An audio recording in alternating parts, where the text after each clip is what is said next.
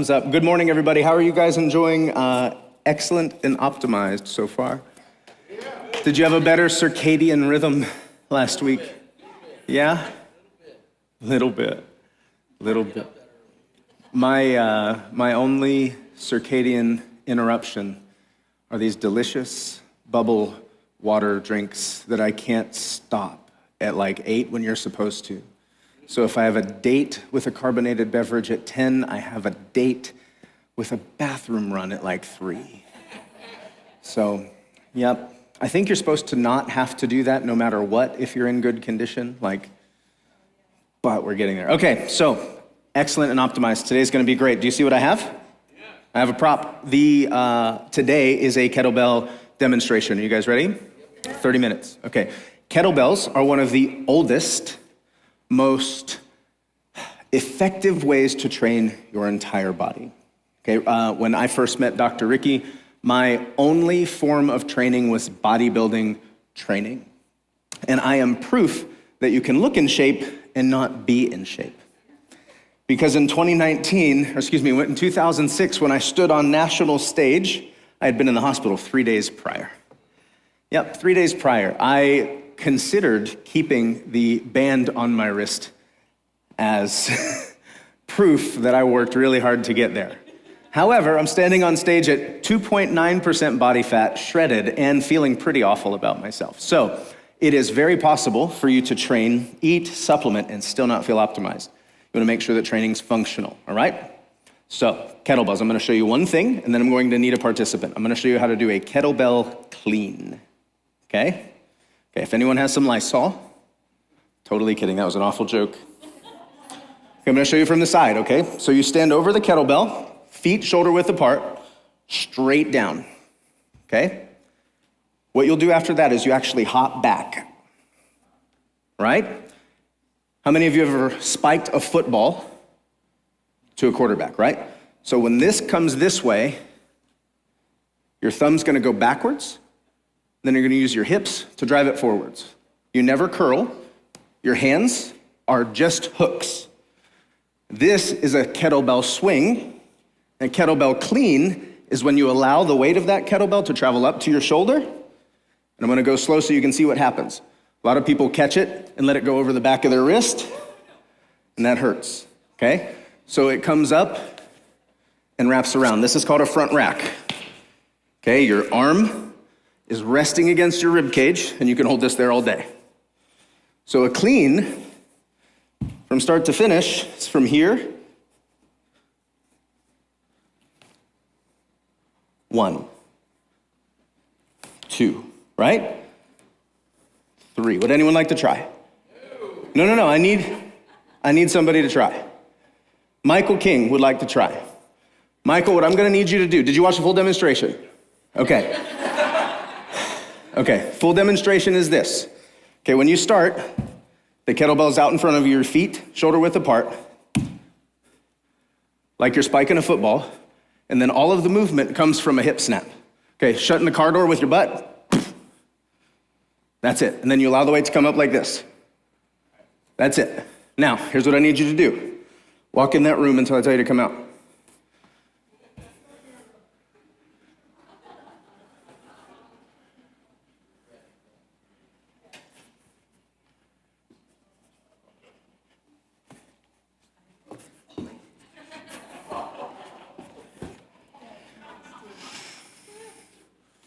Okay, come back in. Do you remember? Let me show you one more. Ready? 1.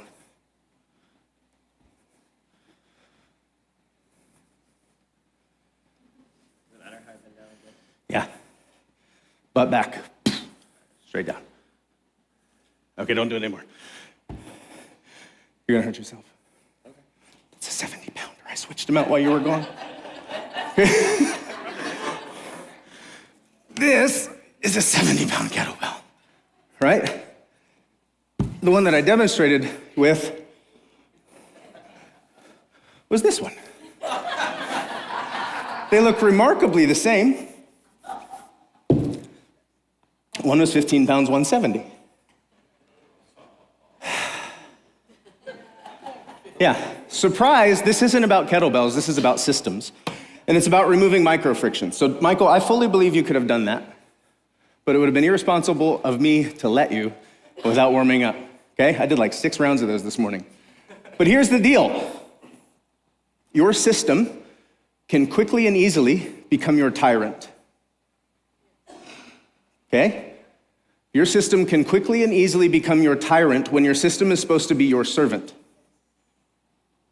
One of the things that the Bible consistently teaches is for you to operate within your capacity, right? You guys good? Operate within your capacity. What that means is you have to recognize when something becomes a tyrant versus a servant. If I tell you that kettlebells are good, right? That's a blanket statement. And then I send you home with this one. Are kettlebells good anymore? Yeah, they are. Just not for you, right? Just not for you. And it's really important to recognize that. So what happens with most people, and I'm going to go through this process like extensively, is that people look at other people's capacities to determine what their system should look like. And then whenever you fail at your system, you resort to something called nothing instead.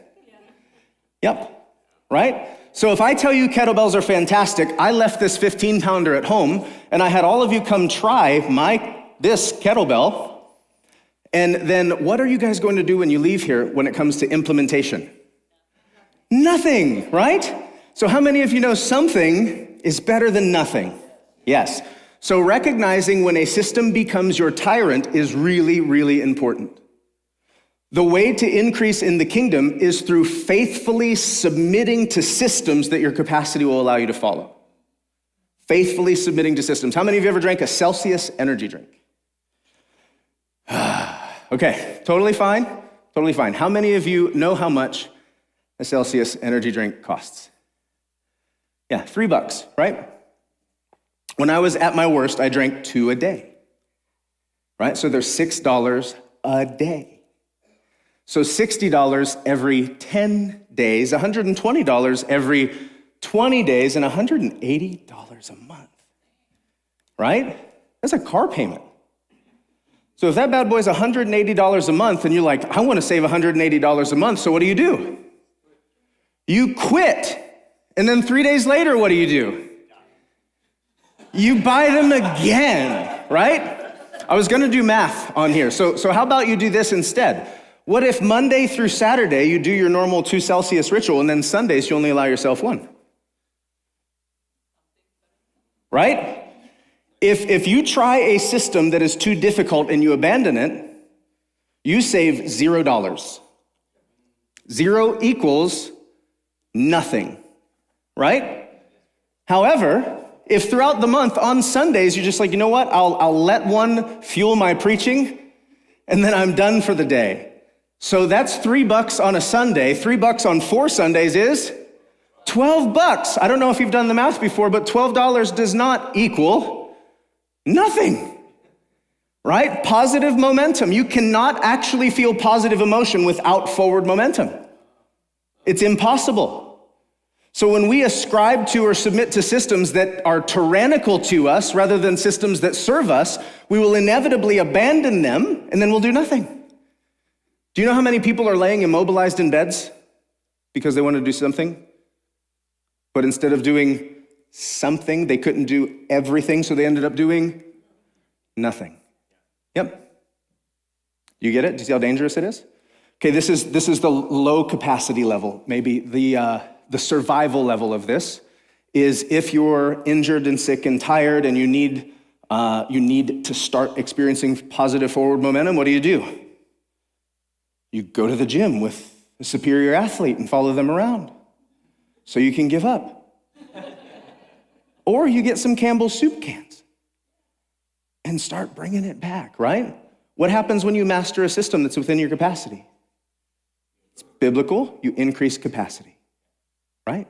You increase capacity, and then you move to the next system, right? You have to move to the next system. But if you overshoot the system becomes a tyrant, and it will take you out of the game instead of progressing you forward in it. Good? Okay.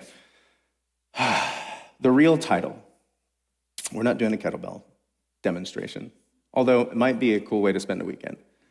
The real title is removing micro-frictions. Removing micro-frictions. You have to make it easier for yourself to be successful than it is to fail. Goals are overrated. Goals are absolutely overrated. I use wearables and scales and things like that as data. I'm not using them to get somewhere. Because what happens when you get there? You're done, right? And if ever-increasing optimization is truly part of your desire, then you shouldn't necessarily be focused on a goal. You should be focused on a system that will accomplish the goal with ease, right? Do you want to hear how silly this kind of thing is? Just so I can give you some examples so you know what to be looking for. Okay. How many of you know I fish from time to time? Okay, so one of the fun things to do in my boat is to ask people to help me with anchors, because asking people to help me with anchors is much like asking someone to help me with this kettlebell, because they're massive.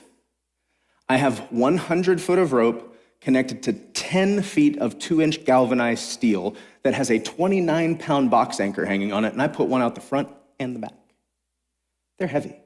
So I'm like, hey, would you pull that up for me? We're 40 feet out, right? And they're like, and then I'm like, hold on, we have a winch.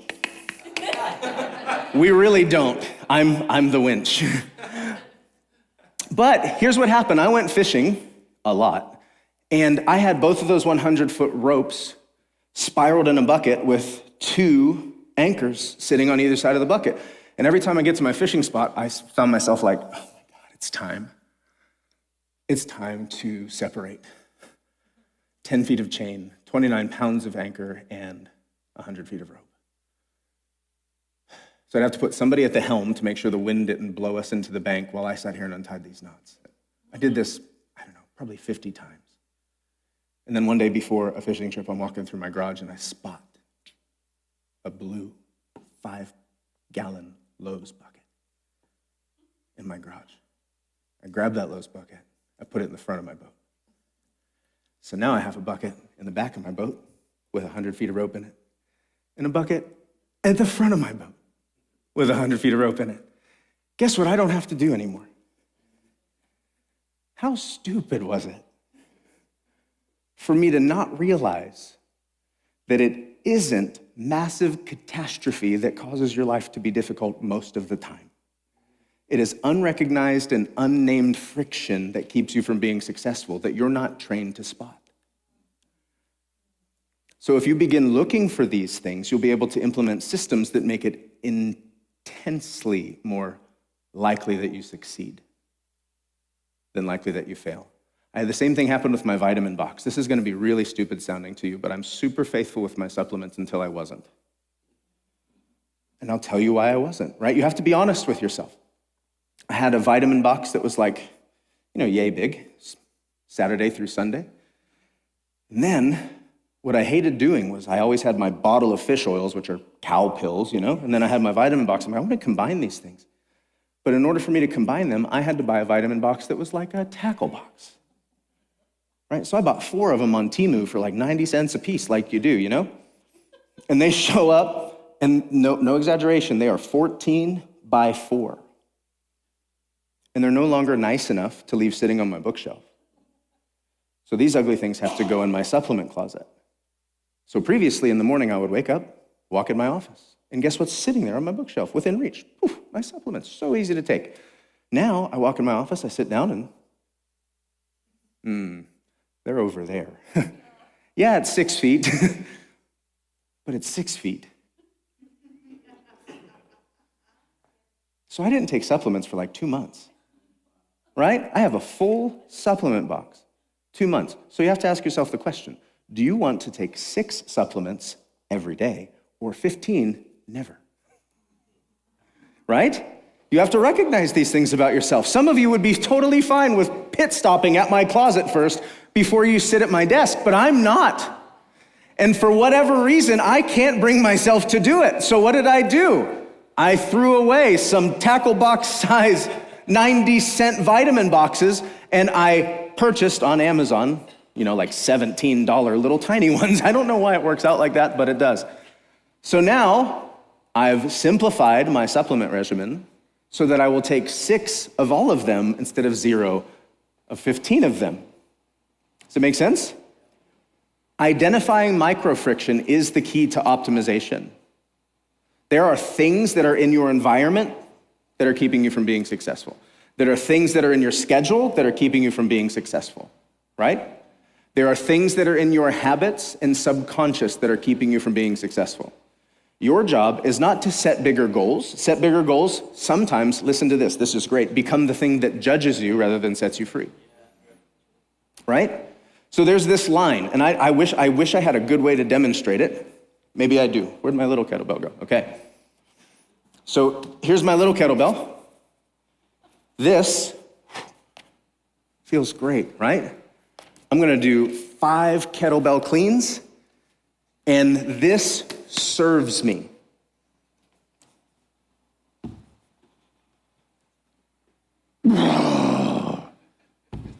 Still kettlebell cleans, still benefit, but now it judges me. Do you see the difference? Now it judges me. And if I don't discern the micro-friction that determines whether this is a servant or a tyrant, then I will, listen, I will implement a system that was meant to set me free that will end up being my tyrant and judge. Right? So not everybody has the same capacity. You have to recognize your capacity and recognize when something you've implemented has become your judge instead of your servant. You with me? Like, what do these things look like? How many of you budget? Yeah, how many of you budget? Do you know what budgeting is? It's one of the most important kingdom principles in the world, and has nothing to do with stewardship right now, but one of the most important kingdom principles in the world is predecision. Predecision is the key to success, right? So when you're going into Monday and you pre-decide, I'm gonna have a carb day on Tuesday and Friday, what do you eat on Wednesday? Protein and vegetables, right? If every meal is a fresh decision, you'll never be successful. If every purchase is a fresh decision, you'll never be successful. If every workout is a fresh decision, you'll never be successful. You have to put systems in place that allow you to pre-decide. The pre-decision becomes the system that sets you free. In the pre-decision, if there's something that you can't accomplish, don't try. Don't try. There's a difference between laziness and capacity, and only you know the difference, right? But let me tell you stories. Can I tell you stories? Are we okay? All right, so I know a young man who went through a really difficult time in his life. And at the time, he had an issue with both self-harm and substance abuse. And when he came back and told us what the counselor said, we're like, well, how'd it go? And he said, well, they said when I cut to make sure I wipe the place with alcohol first. And I was like, where are they? Right now, where are they? And he's like, I'm like, what else did they say? And they said, well, they told me for me to stop doing drugs that my parents should buy me cigarettes. I'm like, you're 14, like, no. And now, in my wisdom, they were right. Because the discomfort in that kid's biology would have completely erupted and he would not have been able to stay on a sustainable path to freedom if the system turned into a tyrant, because he might not be able to stop substances, but he might be able to stop the bad one, right? He might not be able to stop cutting himself, but if he's going to, maybe he can do it safely. And as he's doing it safely, he's programming some amount of agency and autonomy in this rather than being a victim of it. Now he's taking control of it. And in taking control of it, now I'm not saying that they should stay in their bondage, but what I'm saying is this is a really good secular version of what it looks like for a system to be a servant. And sometimes when you're like, I'm gonna get in shape. Wait a minute. Maybe getting in shape is like one less Coca-Cola a day, right? How many of you, don't answer, have a lot of good starts and not many good finishes? Yeah, this is why. This is why. So when you understand this ever-increasing kingdom principle, now you understand that you can submit to systems that you're okay with keeping. When I say okay with keeping, what I'm saying is you're going to do mind-numbing things for 90 days with no thought as to what they're producing. because the thought as to what they're producing isn't the point. If you're focused on what it's producing, then the system becomes an inconvenience. The system's the point. You with me? So mind-numbing things for 90 days, at the end of 90 days, you've lost 60 pounds and your lab works better and like everything's good. But what do you do now? Like you reassess the system. Do I have capacity for a more intense system? You probably do. So add something. Add something or take away something that's harmful, but don't overhaul to the point where the thing that set you free now becomes your judge. Does this make sense? When I first started the sacred biology path, I took this 3 days at a time. I didn't have like a lifestyle system, but I was like, I'm going to intermittent fast for 72 hours. Then you get to the end, you're like, I did it. What's next? Probably 72 more. And then we went from 72 hours to 12 days at a time. And then you're just, the mile markers or the milestones are simply for the sake of me giving a sense of accomplishment. They're not because I'm not gonna do it extended. It's because I didn't have the capacity to say, I'm gonna change my life forever yet. So don't. Change your life for 3 days first. But I can tell you that if you're daunted by changing your life forever, you won't change it at all, right? Okay, I've got some notes and I haven't touched them yet. Okay, the problem is never desire, the problem is always friction. The problem, better stated, is micro-friction. There are things keeping you from being what and who you want to be, that because they're not cataclysmic, you can't identify them. If you can't identify them, you can't solve them. Your system will become your servant or your tyrant, and you might not know which one until you try it out. The process of kingdom increase is this: proving faithful with your given capacity, and then being rewarded with more capacity because of your faithfulness. Don't feel the pressure to skip ahead, or what you're building to advance yourself will end up condemning you. Good so far? Micro-friction is the tiny obstacle that individually seems insignificant, but collectively keeps you from becoming what you want to be. Excellence, listen, isn't destroyed by catastrophe. Excellence is destroyed by tiny, repeated inconveniences. Tiny, repeated inconveniences. How many of you have a hard time getting up in the morning? Do you know how to fix that? Go to bed earlier. Yep. But do you know how hard it is to stop going to bed at 11 and start going to bed at 8? Don't try it. Do you know why? Because you'll roll around restless for 3 hours, then you'll do nothing. Yep, nothing. You will abandon the system that you intended to set you free because it became your judge and tyrant. Good? Okay. Design always beats discipline. How many of you know who Tony Robbins is? Tony Robbins, tremendous excellence coach. He tells this story, maybe it was the title of a talk that he gave called Go East. And he talked about how many people that he's talking about that want to see the sunrise. Parable, right? And the entire time they're telling him how bad they want to see the sunrise, they're walking west. The desire to see the sunrise doesn't allow you or make you see the sunrise. Submitting to the system that will actually make it take place is what allows you to see the sunrise. Just go east, man. Go east, right? Design beats discipline. Stop fighting yourself and begin to design for yourself. Other people's systems probably won't work for you. If you read sacred biology, nothing that I do for sacred biology is in there. There's not a single diet, there's not a single supplement, there's not a single workout, nothing is in there because the system isn't the point. The system's personal. The point is recognizing your biology as sacred and then doing what it means to you to treat it as holy real estate. If you try to do what I do, my system might condemn you. If you try to do what I do, my system might be too easy for you, not get you any results. Don't fight yourself, design for yourself. God designed gardens, paths, rhythms, creation itself is a harmony of structured systems. Why would we expect our lives to flourish any other way? So, if tiny friction compounds to failure, what do you think tiny improvements compound to? Yep. The inverse is always true. That's why the kingdom's so, it's really important to recognize how the kingdom is attained.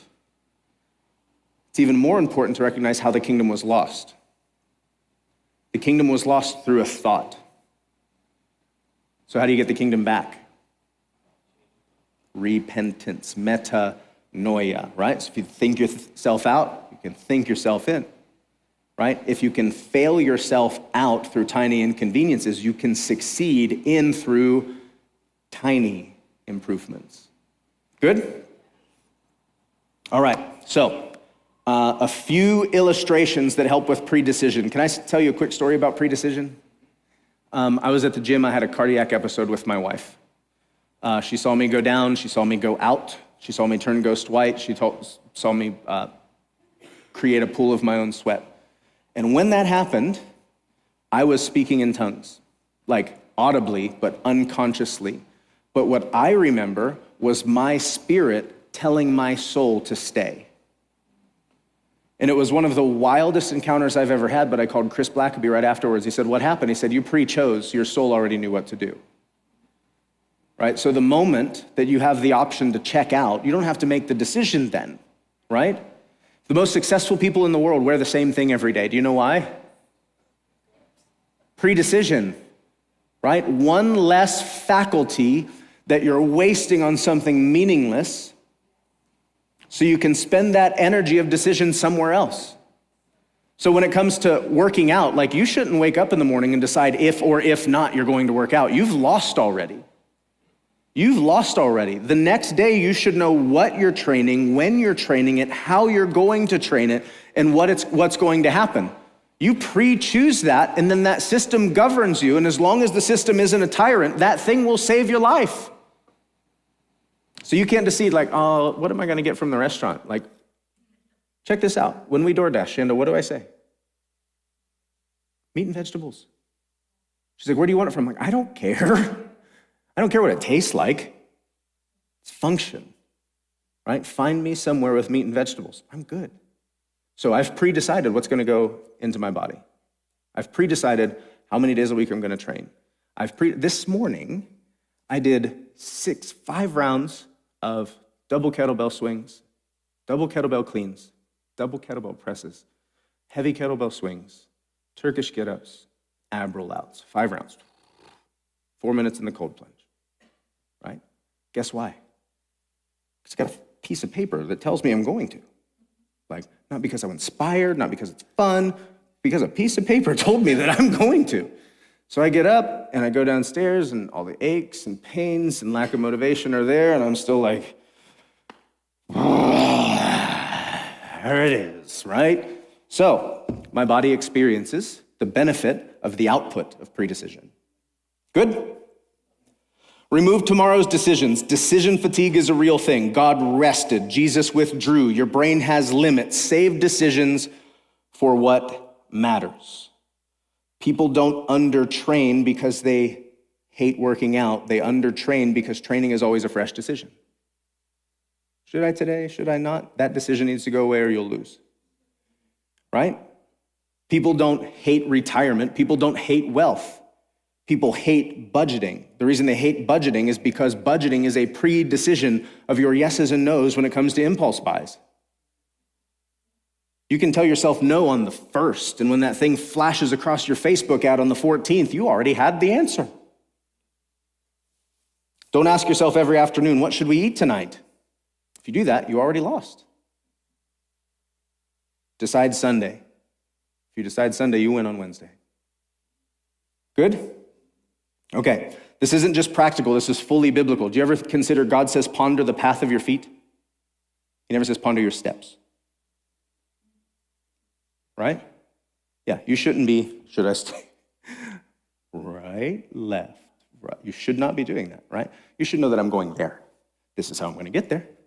I'm going to keep doing this till I get there, right? This isn't the goal. This is the method, and the method is way more important than the goal. You can have the goal and no method. Goal never happens. Method and no goal, still get there. Right? Okay. The path determines the destination. Jesus says abide. Abiding is environmental. It's remaining in a life-giving place. So if your system, structure, wake-up time, bedtime, whatever it is consistently life-draining, you need to remove those micro-frictions. You need to remove those micro-frictions. Every repeated decision costs energy. If you take as many decisions out of the equation as possible, you'll be successful. Oh, it's 8:30. Shoot. Okay, I'm almost done. Ready? Okay, let's do this. Right now, before we quit, what is your number one frustration? Like in life, you don't have to tell me, just think of it. What's the number one frustration? Like, I wish I was more. I wish I was less. I wish this was. I wish I made more money. I wish whatever. Right? One of the really odd things that struck me when our ministry kind of changed gears is that no matter what table you're sitting at, all those people are the same. They just have different systems. That's it. All those people are the same. They just have different systems. So if you're sitting with a table full of millionaires, they're not different humans. They're the same as you that have taken graduated steps to become what they desired with removed friction that enables them to actually accomplish what they see fit. Now, it's 9:31, I can't go any further, but you could self-sabotage those systems because you don't believe that you're worthy of the goal. Yep, you can self-sabotage those systems because you don't believe that you're worthy of the goal. Last thing I'll say, the smaller the system, the harder it is to self-sabotage because you actually give yourself grace. You might not be worth a gym membership and a complete meal prep plan to yourself, but you maybe might be worth no bread and sugar for a week. So start there. Amen? All right, love you all. Thank you. Bless you. I'll see you in 28 minutes.